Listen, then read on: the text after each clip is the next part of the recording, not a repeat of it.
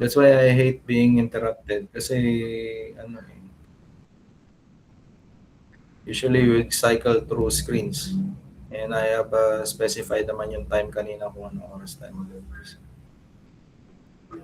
So as I was talking about, no, to reduce yung conductors na gagamitin natin, usually from 6, at bakit naging 6? Kasi sa single phase, syempre kailangan mo dalawa, tig-dalawa, di ba? Eh pagka interconnect mo rin lang naman sila ng 3 phase, then using the star or the delta connection, we would be able to have or enjoy yung supply na 3 phase by the use of only 4 conductors, no?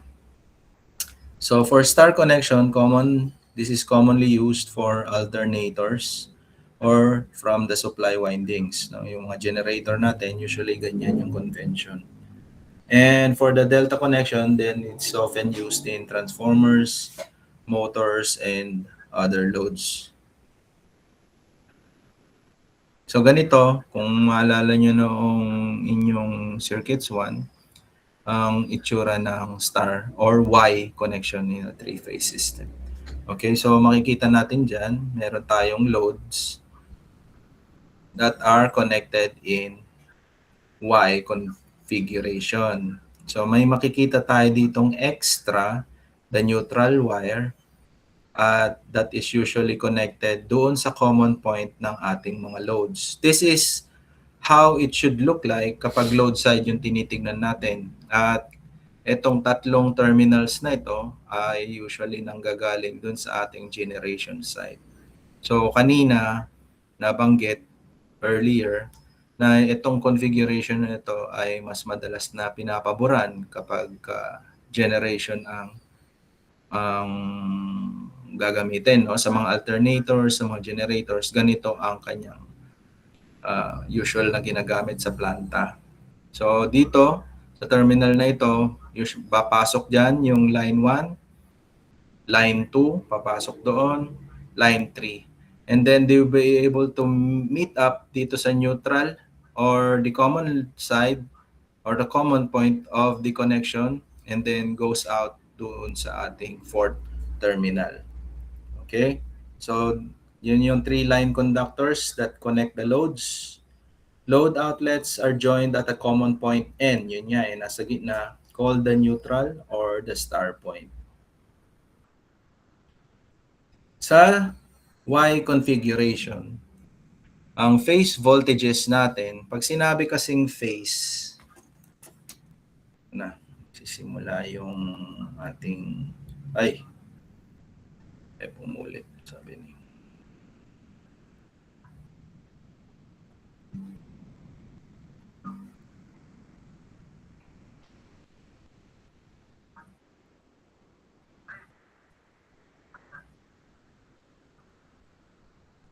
Okay. So I would like you to concentrate on these 2 terminals na muna. Okay, 1 and 2. Okay? So kung makikita nyo, from the... So this is line R. Let's just call this as line R. Yung sumunod sa kanya, 20 degrees right after would be line Y. Then 20 degrees after Y would be line B. Okay, so let's just call this as yung from R to Y would be the potential of RY. Okay, so ito yon VRY.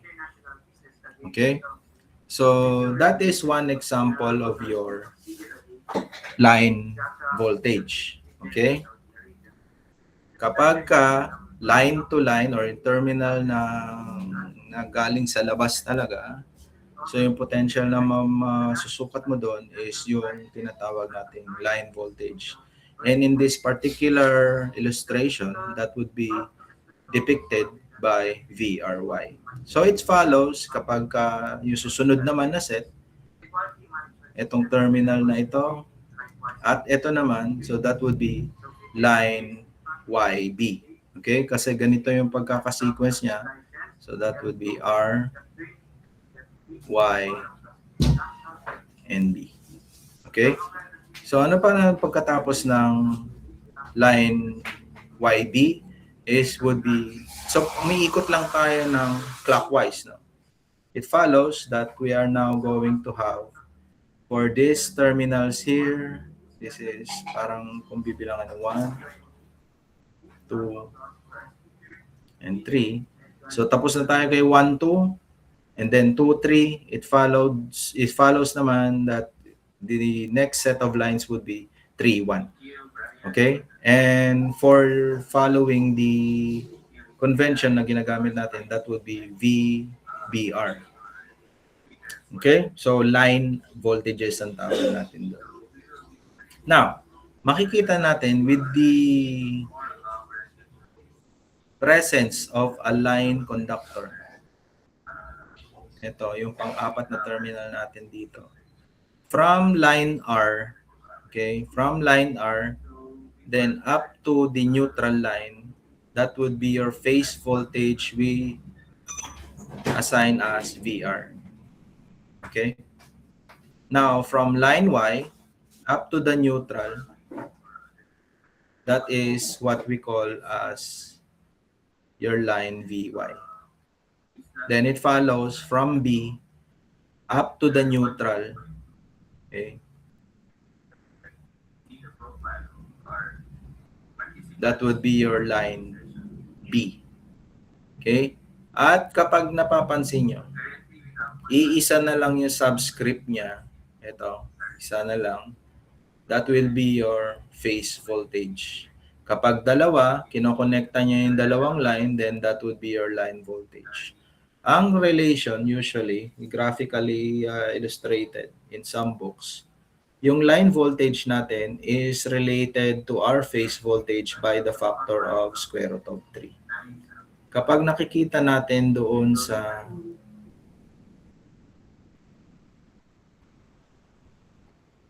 phasor diagram pa rin ang laglag na ito. No? Okay? So, we will be taking... Asan na yun?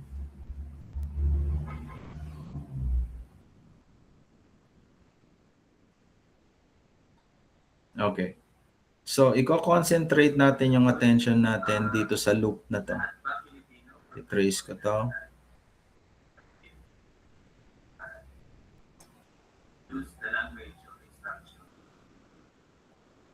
From lines RY. Yan. Isang buong line yan. Ano?